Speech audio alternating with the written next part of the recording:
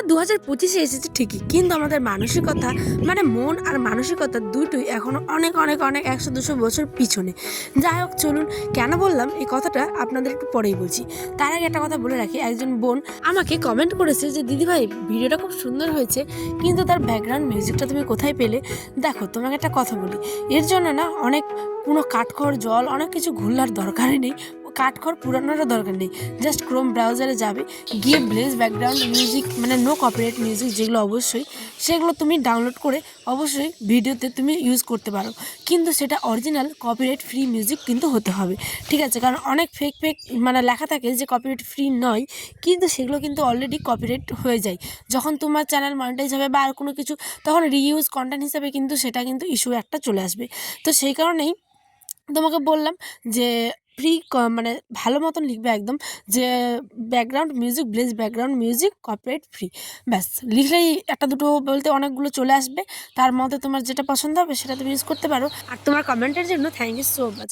তোমাদের এই কমেন্টগুলো দেখলে আমরা অনেক অনেক অনেক মানে অনুপ্রাণিত হই, জানো তো। চলো, আজ হচ্ছে বৃহস্পতিবার। গুড মর্নিং সবাইকে, welcome back my new blog video. কেমন আছেন সকলে? আশা করছি ভালো আছেন, সুস্থ আছেন। আমি উত্তর দিনাজপুর জেলার ছোট্ট একটা গ্রাম থেকে পাইন নিয়ে হাজির হয়েছি সকালবেলায় একটা সুন্দর ছোট্ট ব্লগ। কুয়াশা মাখা সকালবেলা, তাই হলাম চলো একটু লাল চা করি। তাহলে বলতে হবে না যে বড় চা করলাম খেলো না, তাই ছাতু করে দিলাম। ওরা মুঠে ঢং করে, একটু খাও, ঝাল ঝাল হয়েছি। তো বলো যে খাবোই না, তবে নিয়ে নিচ্ছি। অল্প আমি ঝাল করে করেছি, কিন্তু গোলমরিচ দিয়েছি একটা, ঝাল করেছি, মিষ্টি কম। এ এই মুখটা যেমন করলে খালি, কিন্তু এটাও আমাকে দিতে হবে বাধ্য হয়ে। আমি ব্লগ করি, ঠিক আছে, আমার হাজবেন্ড ওগুলোতে কোনো কিছু কিন্তু আপত্তি দেয় না, আমাকে অনেক অনেক অনেক ইন্সপায়ার করে ব্লগ করার জন্য, ঠিক আছে। কিন্তু সে মশাই ব্লগে আসবে না আর তার সাথে রিলসও করবে না। আজকে আমি কিন্তু 2 থেকে 3খানা রিলস আপলোড করে দিয়েছি অলরেডি সকালে। যারা যারা দেখো না অবশ্যই গিয়ে আমার শর্ট ভিডিওগুলো দেখে নাও। আমার বরের সাথে আমার ফার্স্ট টাইম ইউটিউবে, ফার্স্ট টাইম ওর সাথে আমার একটা রিলস, তবু জোর করে বলে বলে ধেকে ধেকে একদম মানে কি বলবো, আর তোমরা ভাবতে পারবে না। আমি ব্লগ করি, ঠিক আছে, কিন্তু সে মশাই ব্লগ করার মানে সামনে ক্যামেরার সামনে আসলেই যেন কেমন একটা হয়ে যায়। এরকম হয়তো অনেকেরই প্রবলেম থাকে, কিন্তু বিশ্বাস করো ফোন কে যাবে, দেরি হয়ে যাবে।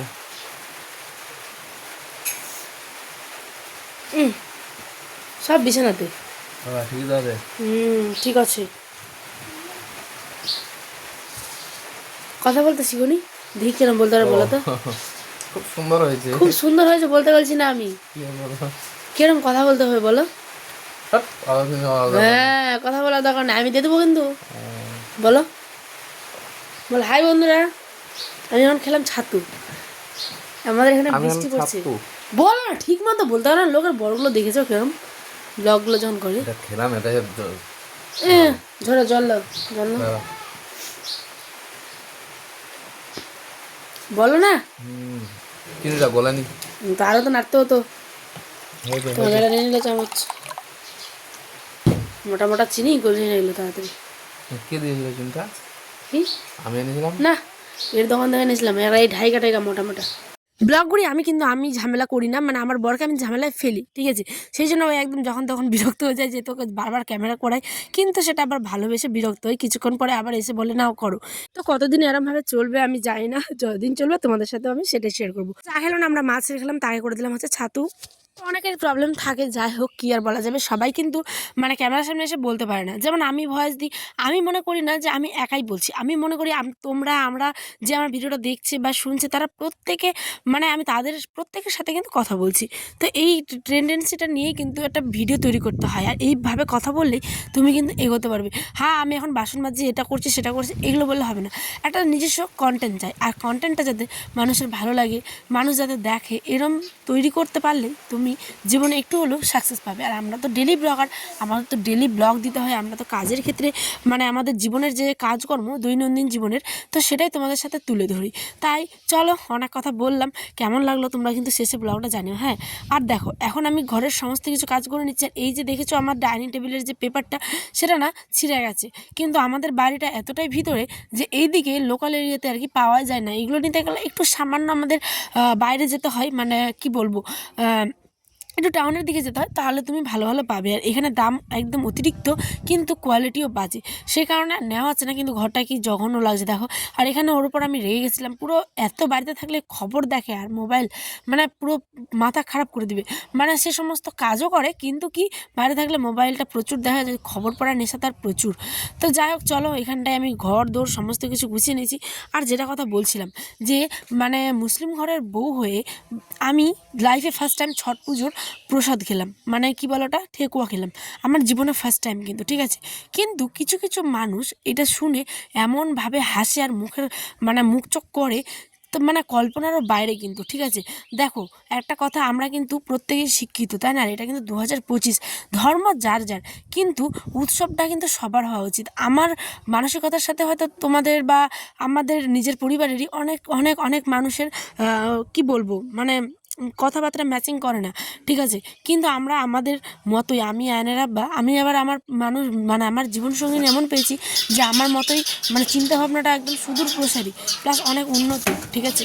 তো আমি মুসলিম বলে যে আমি অপরজনের একটা দেওয়া বা ওর বাড়ির কোনো জল বা ওর দেওয়া প্রসাদ এগুলো খাবো না, এটা এটা ঠিক না, ঠিক আছে। কারণ কি, আমি অনেক অনেক অনেক হিন্দু বন্ধুবান্ধব আমার আছে, যারা আমার ওদের বাড়িতে খাওয়া দাওয়া থেকে শুরু করে A to Z। আবার অনেক হিন্দু বন্ধু আমার আছে যারা আমার বিয়েতে বলো বা আমার বাড়িতে এসে খায় পড়ে থাকে, মানে সমস্ত কিছু জল খায়, এটা সেটা, এঁটো কাটা নিয়ে এই সমস্ত বিচার করা উচিত না। এটা 2025, ঠিক আছে। তাই মানুষের চিন্তাভাবনাটা এখনও অনেকটা দূরে পিছিয়ে পড়ে আছে। তো কে কী ভাবলো, কী কী বললো, আমাকে তো ব্লগ ভিডিও করা নিয়ে অনেকে অনেক কথা বলে, আমি কি কানে নিই? আমি কিন্তু কারো কথাই কানে নিই না, ঠিক আছে। আমার হাজব্যান্ড এনেছিল হচ্ছে ঠেকুয়া, তার পাশের যে মানে কালিক, মানে তার স্কুলেরই একজন আর কি। তো উনি হচ্ছেন গিয়ে মারোয়ালি, ঠিক আছে। তো উনিও পুজো করেছিলেন হয়তো, তাই দিয়ে পাঠিয়েছিলেন 4টে না 5টা ঠেকুয়া, একটা গজার মতো কী যেন ছিল। তো সেটা খেলাম। তো এটা খাওয়া নিয়ে তো কোনো পাপ নেই। তুমি মানে নিজের নিজের ধর্ম পালন করো, কিন্তু কোনো ধর্মকে অপমান করে নয়। প্রত্যেকটা ধর্মকেই সম্মান করা উচিত। আর আমি একজন মুসলিম ব্লগার, আমি একটা মুসলিম মেয়ে হয়ে ছট পুজোর খেলাম, তো কী হয়েছে? আমার বড় কথা শুনে তো আমার পুরো মাথা ঘুরে গেছে। আমার বড় বলছে ওগুলো লোকের কথা বাদ দাও। তো আমি মনে করি, চিন্তা করি যে এরম আপনার মানুষ হয়, এতটা অ্যাডভান্স চিন্তাভাবনা ভাবার বাইরে, ঠিক আছে। তো আমার বড় বলছে তুমি খাও, কে কী বলছে না বলছে এগুলো বাদ দাও। তো এইটাই হচ্ছে ব্যাপার। এই যে তোমাদেরকে আমি শেয়ার করলাম একটুখানি।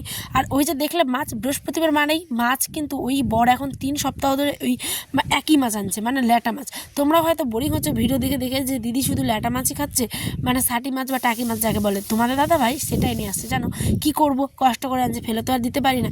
তাই কাঁচা লঙ্কা দিয়ে বর খাবে এটা আমাকে বলে দিয়েছিলো, কারণ আমরা শুকনো লঙ্কাটা খুব কম ইউজ করি রান্নায়, যেহেতু আমরা আয়নসোনা খাই আমাদের তরকারিটাই, ওর জন্য এক্সট্রা আমি রান্না করি না। সেই কারণে যখন ছোটো ছিল তখন এক্সট্রা ওর জন্য করতাম, খিচুড়ি, ওটস, ডালিয়া, হাবিজাবি এই সমস্ত কিছু। এখন আমি করছি এই যে কাঁচা লঙ্কা দিয়ে পেঁয়াজ রসুন বাটা দিলাম, দিয়ে সিম্পল একটা মাছের আলু দিয়ে তরকারি, টমেটো দিই। এদিকে হাট বাজারগুলো আমি একটু গুছিয়ে নিই, কেন বলো তো, কারণ বৃহস্পতিবারে তো হাটবার, আর ওই দিন মানে এত তাড়াহুড়ো থাকে রাত্রে রান্নার, তো কী আর করবো। চলো ব্লগটা এখানে তবে শেষ করছি, কেমন লাগলো অবশ্যই কমেন্টে জানিও। এখন আমরা ভাত খাই, দেখা পাবো একটি ব্লগে। সকলে ভালো থাকো, সুস্থ থাকো, দেখা হবে নতুন দিনের সাথে নতুন একটি ব্লগে। আজ